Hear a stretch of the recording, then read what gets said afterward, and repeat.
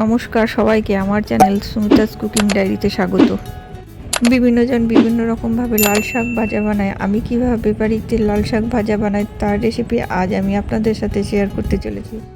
তো প্রথমেই 250 গ্রাম লাল শাককে ভালো করে ধুয়ে কেটে নিয়েছি। তারপর কড়াইয়ে 2 টেবিল চামচ তেল দিয়ে 1/4 কাপ চীনাবাদাম স্মেল ওঠা পর্যন্ত ভালো করে লাল করে ভেজে নিয়েছি।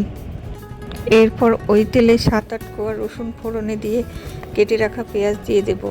আমি এখানে একটা পেঁয়াজ ব্যবহার করেছি। এবার পেঁয়াজটাকে হালকা নেড়েচেড়ে একটা শুকনো লঙ্কা দিয়ে কেটে রাখা শাক দিয়ে দেব।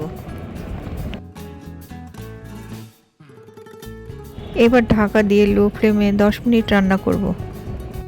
10 মিনিট পরে ঢাকা খুলে দেখবেন শাক থেকে অনেকটা জল বেরিয়ে গেছে। এই পর্যায়ে স্বাদ মতো লবণ ও সামান্য চিনি দিয়ে 10 থেকে 15 মিনিটের জন্য রান্না করে নেব।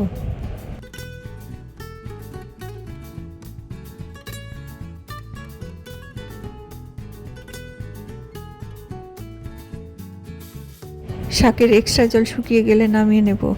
এরপর উপর থেকে ভেজে রাখা চীনাবাদাম ছড়িয়ে পরিবেশন করুন।